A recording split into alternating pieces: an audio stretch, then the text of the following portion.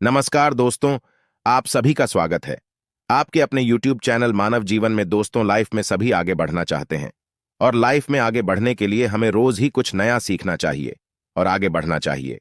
तो चलिए आज की प्रस्तुति शुरू करते हैं। श्री शिवाय नमस्तुभ्यम हर हर महादेव। दोस्तों, आप सभी लोग जानते हैं कि 12 नवंबर 2024 के दिन यहां पर मंगलवार को देवउठनी एकादशी तिथि पड़ रही है। इसीलिए दोस्तों इस दिन का महत्व बहुत ही ज्यादा बड़ा होता है, क्योंकि यह एकादशी कार्तिक महीने में मंगलवार को पड़ रही है और इस दिन श्री हरि विष्णु की पूजा की जाती है।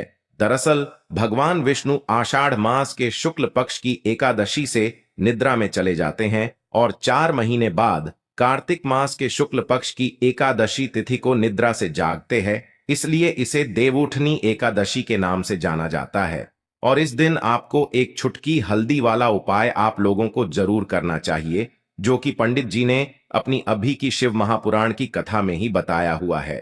तो दोस्तों, इस उपाय को आपको कैसे करना है, कब करना है, कहां पर करना है और उपाय को करते समय आपको किन किन बातों का ध्यान रखना है, ये सारी जानकारी हम आपको इस वीडियो में देंगे।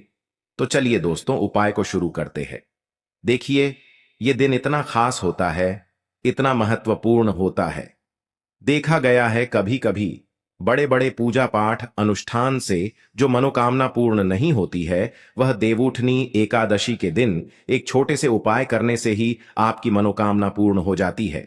और बहुत सारे लोगों ने इस उपाय को किया भी है और उनको इस उपाय को करने का फल भी जरूर मिला है।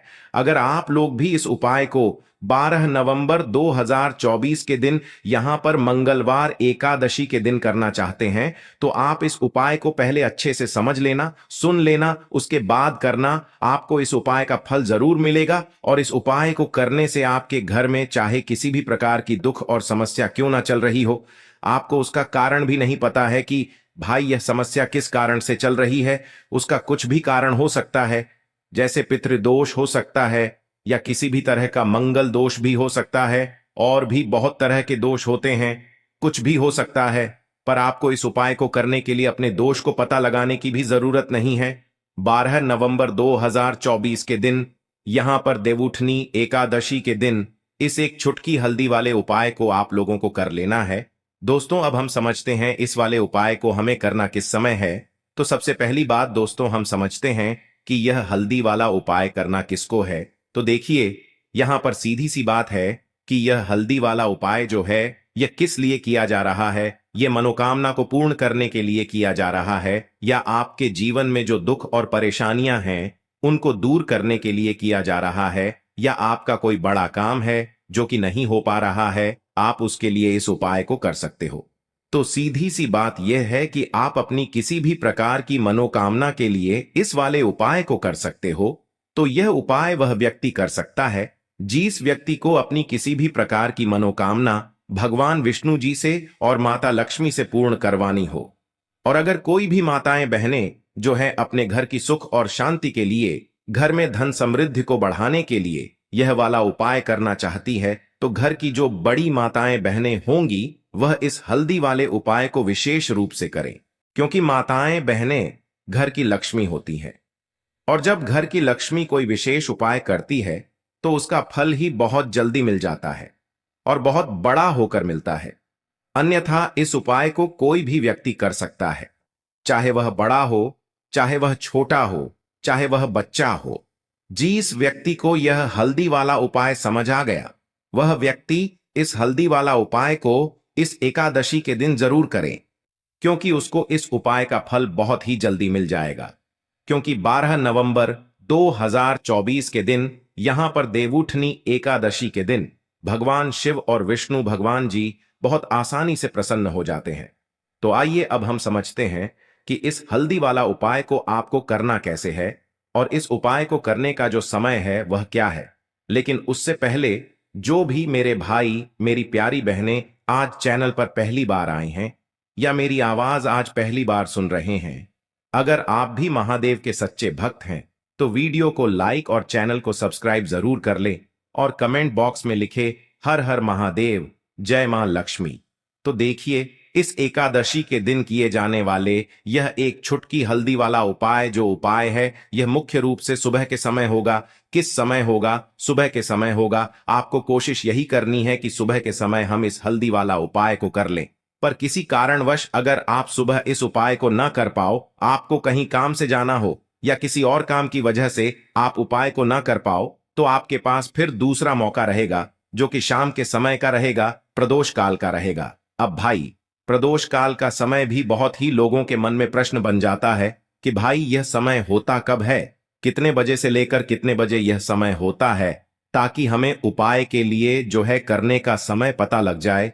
तो हम आपको बता दें, प्रदोष काल का जो एक समय होता है, शाम का समय वह होता है शाम के 6 बजे से लेकर शाम के 7 बजे के बीच का। इस समय के बीच में आप उपाय को करेंगे तो आपको उस उपाय का जरूर फल मिलेगा। तो शाम के 6 बजे से लेकर शाम के 7 बजे के बीच में आप लोग इस हल्दी वाले उपाय को कर सकते हो।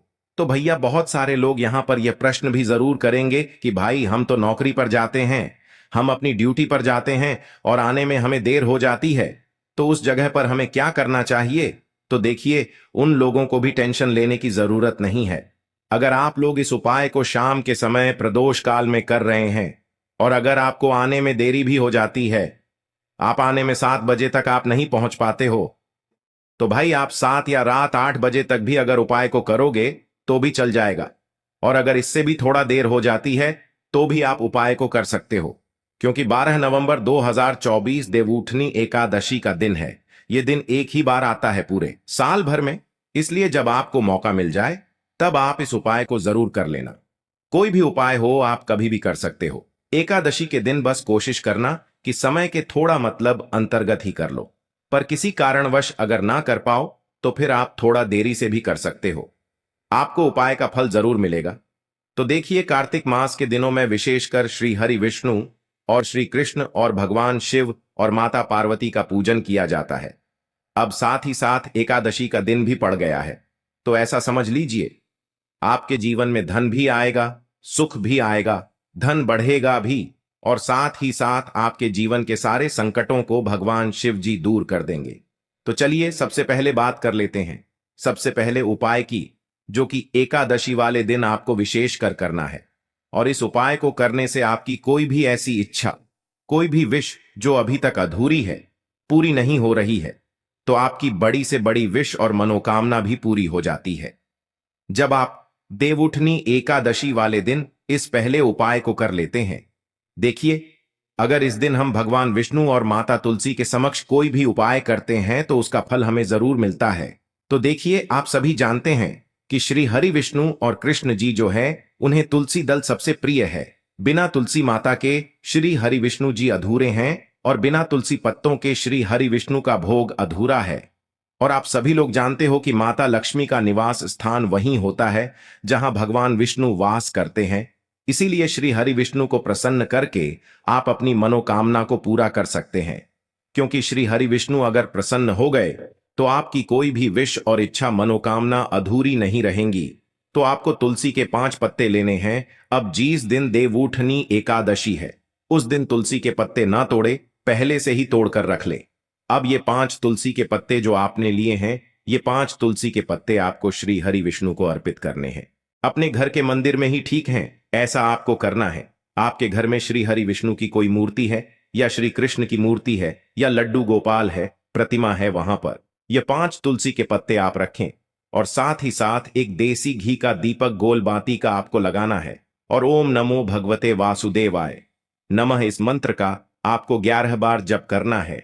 देखो मंत्र कौन सा है, ओम नमो भगवते वासुदेवाय नमः, और फिर श्री हरि विष्णु से अपनी विश, अपनी इच्छा, अपनी मनोकामना कह देना है। और फिर देखना आपकी विश और इच्छा, जो भी आपकी मनोकामना है, जो भी अपने जीवन में आपको चाहिए, अगर निर्धनता बहुत है, आप अपने घर से गरीबी को दूर करना चाहते हैं, या फिर धन आपका बढ़ता नहीं है, आप चाहते हैं कि आपका धन बढ़े, या फिर आपके घर में फिजूल खर्ची बहुत होती है, पैसा आपके पास नहीं रुकता है, आप चाहते हैं कि पैसा आपके पास रुके, या फिर घर में कोई व्यक्ति ऐसा है जो बहुत बीमार रहता है, या फिर किसी का विवाह नहीं हो पा रहा है, तो जो भी आपकी इच्छा है, जो भी आपके विश है, बस एक बार श्री हरि विष्णु से कह देना, क्योंकि एकादशी भी इस दिन है, साथ ही 7 साल का सबसे बड़ा महीना है। यह दिन इतना उत्तम है कि जो भी आप श्री हरि विष्णु जी से मांग लेंगे, जो उनसे कह देंगे, वो आपकी विश, आपकी मनोकामना को बहुत जल्दी पूरा कर देंगे।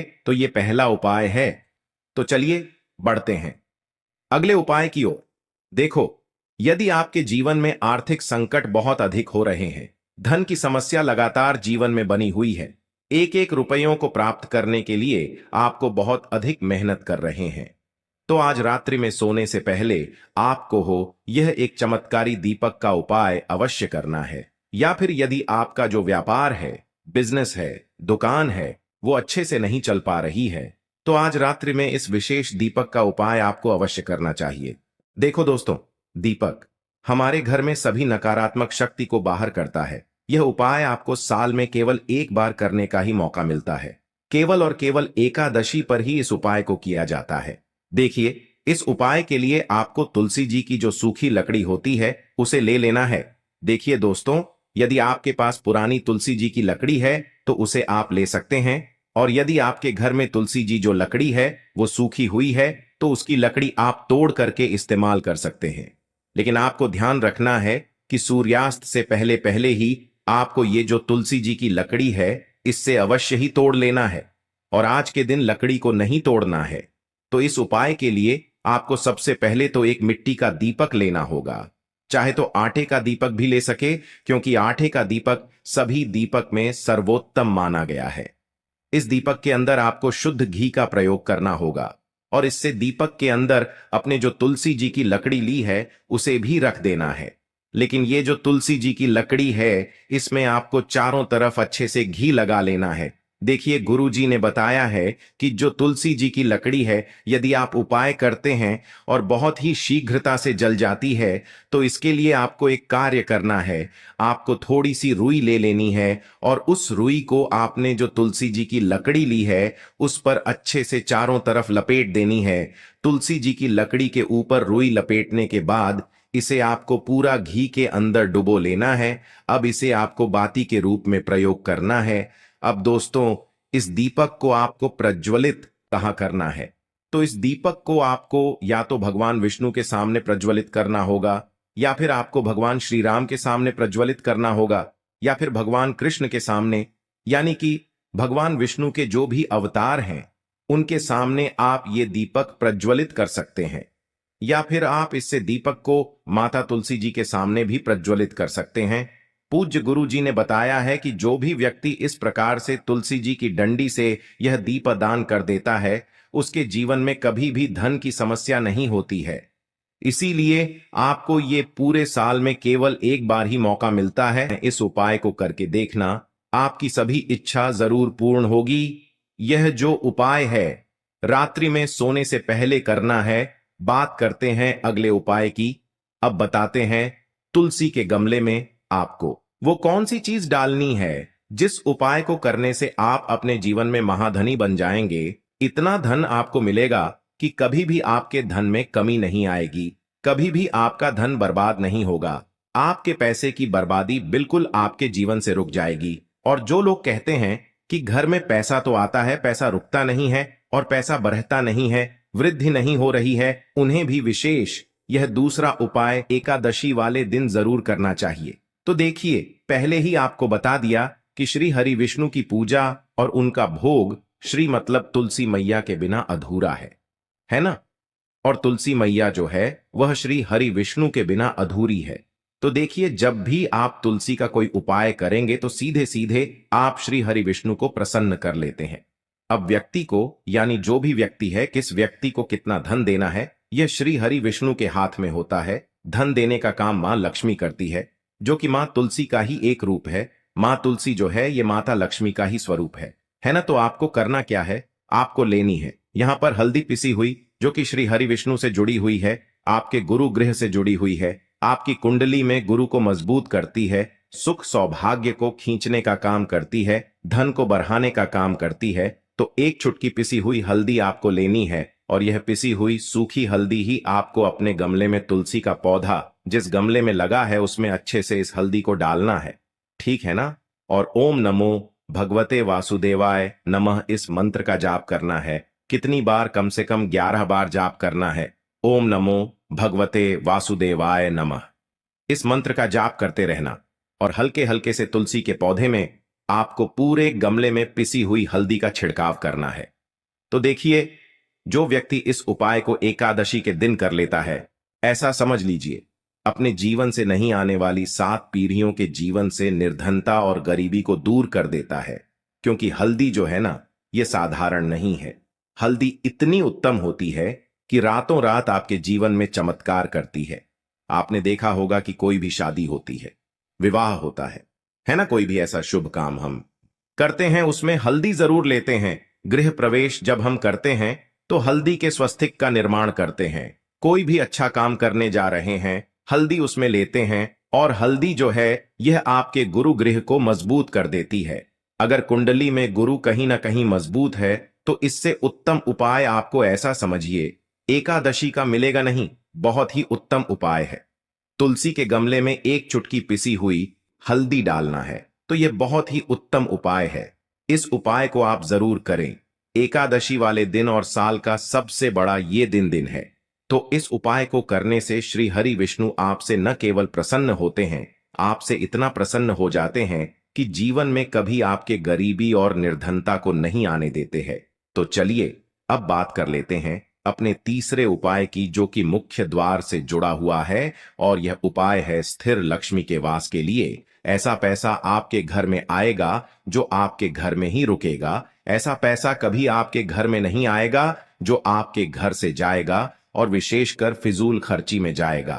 अब आधे से ज्यादा लोगों की यही समस्या होती है कि घर में पैसा तो आता है लेकिन बहुत जल्दी घर से चला जाता है या फिर फिजूल खर्ची में चला जाता है।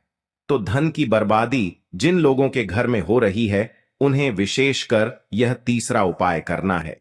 या जिन लोगों के पास बिल्कुल पैसा आना बंद हो गया है, सर पर लगातार कर्जा बरत रहा है, उन्हें भी यह तीसरा उपाय करना है। तो देखिए आपको फिर से क्या लेना है। हल्दी लेनी है, पीसी हुई, जो कि श्री हरि विष्णु से ही जुड़ी हुई है ना।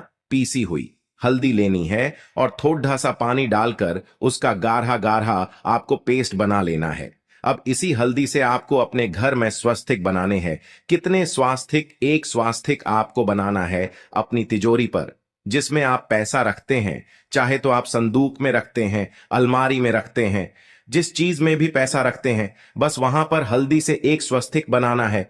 दूसरा स्वास्तिक आपको कहां बनाना है? अपने घर के मंदिर में, है ना। और 2 स्वास्तिक आपको बनाने हैं अपने घर के मुख्य द्वार पर बाहर की तरफ।